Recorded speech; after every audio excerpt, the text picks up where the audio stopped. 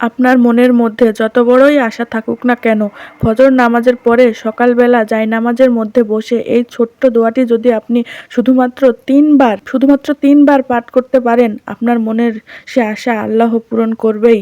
নবীজি ওয়াদা করে বলেছেন, একজন বোন আমাদেরকে কমেন্টস করে জানিয়েছেন তিনি বড় বিপদের মধ্যে পড়ে গিয়েছিলেন। তিনার স্বামীর ইনকাম ছিল না, ভালো চাকরি হয় নাই, খুব বেশি অভাবের মধ্যে ছিল এবং তিনি এই আমলটি করেছেন ফজরের নামাজ পড়ার পরে সকালবেলা জায়নামাজের মধ্যে বসে। সেই বোন আমলটি করেছেন। আমলটি করার 5 মিনিটের পরেই তিনার ফোনের মধ্যে কল এসেছে। তিনার হাজবেন্ডের ভালো চাকরি হয়েছে, টাকা পয়সার ব্যবস্থা হয়ে গিয়েছে, তিনার মনের আশাকে আল্লাহ পূরণ করেছে। আপনারও মনের মধ্যে যত আশা আকাঙ্ক্ষা আছে আল্লাহ পূরণ করবে।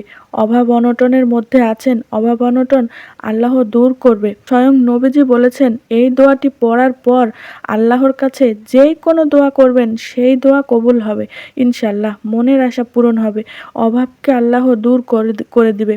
তাহলে প্রিয় দিনী ভাই এবং বোনেরা, আপনাদেরকে আমি একদম সহজে এই দোয়াটা বলে দিব। আপনারা ফজর নামাজ পড়ার পরে সকালবেলা আমি জায়নামাজের মধ্যে বসে বাংলাতে দেখে দেখে দোয়াটি 3বার পড়বেন।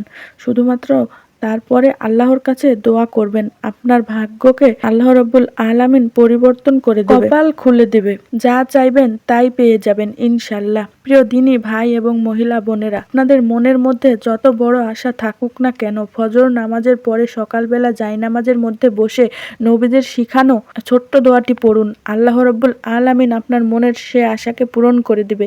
আপনি আল্লাহর কাছে ধন সম্পদ, টাকা পয়সা চাইলে, ঋণ থেকে মুক্তি চাইলে আল্লাহ রাব্বুল আলামিন আপনার মনের নেক আশাগুলোকে পূরণ করে দিবে।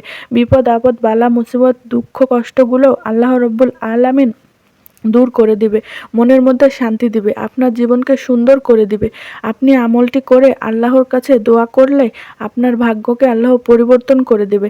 নবীজি বলেছেন, একজন মহিলা বোন আমাকে বলেছিলেন, এমন আমল দিন যাতে আমার ভাগ্যকে আল্লাহ পরিবর্তন করে। আমার স্বামী বিপদের মধ্যে আছে, চাকরি নেই, অভাব অনটনের মধ্যে আছি।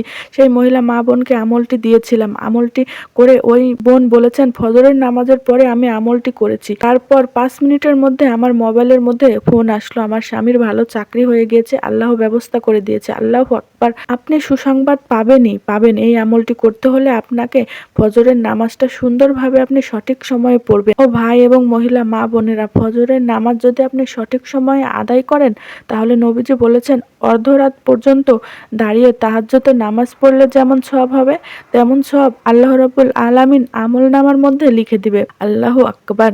এবং এশারের নামাজটাও যদি আপনি সঠিক সময় আদায় করতে পারেন, আরো অর্ধরাত পর্যন্ত তাহাজ্জুদ পড়ার সওয়াব হয়ে যায়। অর্থাৎ এশারের নামাজ এবং ফজরের নামাজ সঠিক সময় আদায় করলে সারা রাত পর্যন্ত কোরআন পড়ার, তাসবিহ, তাহসিল, জিকির, আজগার করার সওয়াব আল্লাহ রাব্বুল আলামিন আমলনামার মধ্যে লিখে দিবে। আল্লাহু আকবার। তাহলে মহিলা মা ও বোনেরা, ফজরের নামাজটা সুন্দরভাবে আপনি আদায় করবেন। ফজরের নামাজটা পড়ার পরে আমলটি কিভাবে করবেন শুনুন। ফজরের নামাজ পড়ার পরে আপনি তাসবিহ, তাহাল্লি, জিকির, আজগারগুলো করবেন। যতটুকু জিকির আজগার আছে আপনি পারেন।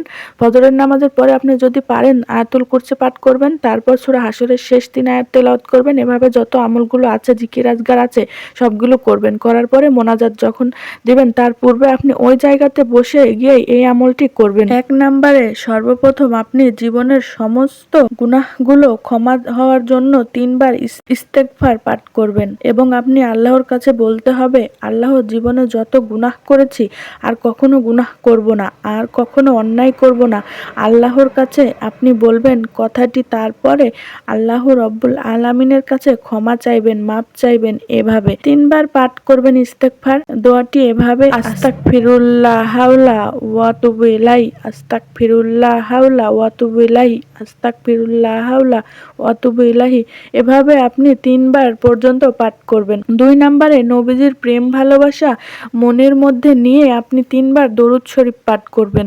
আপনি যে কোনো দরুদ শরীফ পাঠ করতে পারেন। যদি আপনার মন চায় দরুদে ইব্রাহিম নামাজের দরুদ শরীফটাও পাঠ করতে পারেন, কারণ এই দরুদ শরীফটা সকল দরুদ শরীফ থেকে শ্রেষ্ঠ দরুদ শরীফ, দরুদে ইব্রাহিম। যদি পারেন, সময় থাকে, পাঠ করবেন। কতবার? 3বার। এভাবে আমার সঙ্গে একটিবার সহি শুদ্ধভাবে পড়ুন। আল্লাহুম্মা সাল্লি আলা মুহাম্মাদ ওয়া আলা আলি মুহাম্মাদ কামা সাল্লাইতা আলা ইব্রাহিমা ওয়ালা আলি ইব্রাহিম ইন্নাকা হামিদুম মাজিদ। আল্লাহুম্মা বারিক আলা মুহাম্মাদি ওয়ালা আলি মুহাম্মাদ কামা বারাকতা আলা ইব্রাহিমা ওয়ালা আলি ইব্রাহিমা ইন্নাকা হামিদুম মাজিদ। এভাবে আপনি দুরুদে ইব্রাহিমটা পাঠ করবেন 3 বার। 2 নাম্বার 3 নাম্বারে যে দোয়াটা আমি আপনাদেরকে বলেছি, নবীজির শিখানো দোয়াটা 3 বার দেখে দেখে পাঠ করবেন। বাংলাতে কতবার পাঠ করবেন? 3 বার। এই দোয়াটা পাঠ করার পরে আল্লাহর কাছে যা চাইবেন তাই পেয়ে যাবেন। আপনি এই দোয়াটি 3 বার পাঠ করবেন। স্ক্রিনে বাংলা লিখে দিচ্ছি, আমার সঙ্গে সঙ্গে একটিবার সহিশুদ্ধভাবে পাঠ করুন। আল্লাহুম্মা ইন্নী আসআলুকা বিআন্নাকা লাকাল হামদ লা ইলাহা ইল্লা আনতাল মান্নান বাদিউস সামাওয়াতি ওয়াল আরদ ইয়া জাল জালালি ওয়াল ইকরাম ইয়া হাইয়্যু ইয়া কাইয়্যুম। আশা করি দোয়াটি সুন্দরভাবে পাঠ করতে পেরেছেন। আপনারা দেখে দেখে পাঠ করলেই চলবে। বাংলাতে উচ্চারণটা লিখে দিয়েছি ইনশাল্লাহ। এই দোয়াটি 3 বার পাঠ করবেন। 3 বার দোয়াটি পাঠ করার পরে সর্বশেষে আবারও 3 বার দরুদে ইব্রাহিম নামাজের দরুদ শরীফটা আবারও 3 বার পড়বেন, অথবা যে কোনো ছোট দরুদ শরীফ পড়লেও চলবে, কোনো সমস্যা নেই। আপনি 3 বারে চলবে, কোনো সমস্যা নেই। আবারও পাঠ করবেন দরুদ শরীফটা প্রথমের মতো। আল্লাহু রব্বুল আলামিনের কাছে মোনাজাত করবেন এভাবে, আল্লাহুম্মা আমিন। তারপর 3 বার আল্লাহকে ডাক দিবেন এই নামটা বলে, ইয়াজাল জালালি ওয়াল ইকরম, ইয়াজাল জালালি ওয়াল ইকরম, ইয়াজাল জালালি ওয়াল ইকরম। এভাবে 3 বার আল্লাহকে ডাক দিয়ে আল্লাহর কাছে বলবেন কোন সমস্যার মধ্যে আছেন, কোন বিপদ আপদের মধ্যে আছেন। আল্লাহর কাছে বলবেন, যা বলবেন তাই কবুল মঞ্জুর হয়ে যাবে। মনের আশা পূরণ হয়ে ভাগ্য আল্লাহ পরিবর্তন করে দিবে। আপনি আল্লাহর কাছে চাইবেন, আল্লাহর কাছে শুধু চাইবেন চোখের পানি ছেড়ে দিয়ে। এভাবে চাওয়ার পরে, সবার জন্য দোয়া করার পরে সর্বশেষে বলবেন, আল্লাহ নবীজির উসিলায় দোয়াকে কবুল করো, আমিন বিরহমাতিকা ইয়া আরহামার রাহিমিন। প্রিয় দিনী ভাই এবং মহিলা মা ও বোনেরা, আশা করি খুব সুন্দর করে বুঝাতে পেরেছি। জানতে পেরেছেন কিভাবে আমলটি করবেন? ভাগ্য পরিবর্তন করার আমল, বিপদ আপদ দূর হওয়ার আমল। আল্লাহু আকবার। আমি আবারও বলে দিচ্ছি নিয়ম কানুনটা। পবিত্রতা অর্জন করে ফজরের নামাজটা সুন্দরভাবে পড়ে নেবেন। সেই জায়গাতেই বসে যাবেন, তাসবিহ তাহলিল জিকির আজগার করবেন যতটুকু করার আছে। তারপরে বসে আপনি নবীজির প্রেম ভালোবাসা মনের মধ্যে নিয়ে কিন্তু আমলটি করতে হবে। পবিত্র জায়গাতে বসে গিয়ে 1 নম্বরে 3 বার ইস্তেগফার পাঠ করতে হবে, আস্তাগফিরুল্লাহ ওয়া তুবু ইলাইহি। 2 নম্বরে 3 বার দরুদে ইব্রাহিম নামাজের দরুদ শরীফটা পাঠ করতে হবে। 3 নম্বরে আপনি এই দোয়াটি পাঠ করবেন 3 বার, যে দোয়াটি আমি লিখে দিয়েছিলাম। 4 নম্বরে আপনি আবারও 3 বার দরুদ শরীফ পাঠ করবেন প্রথমের মতো। তারপরে আপনি আল্লাহর কাছে মোনাজাত করবেন, আল্লাহুম্মা আমিন বলে মোনাজাত করে আল্লাহর কাছে বলবেন আপনার কি প্রয়োজন। প্রথমে আল্লাহকে ডাক দিবেন আল্লাহুম্মা আমিন বলে, 3টা ডাক দিবেন, ইয়াজাল জালালি ওয়াল ইকরম, ইয়াজাল জালালি ওয়াল ইকরম, ইয়াজাল জালালি ওয়াল ইকরম পড়ে আল্লাহকে ডাক দিবেন। কি প্রয়োজন আপনি আল্লাহর কাছে বলবেন। বলার পর সবার জন্য দোয়া করার পর আপনি বলবেন, আল্লাহ নবীজির উসিলায় দোয়াকে কবুল করো, আমিন আমিন বিরহমাতিক ইয়া আরহামার রাহিমিন।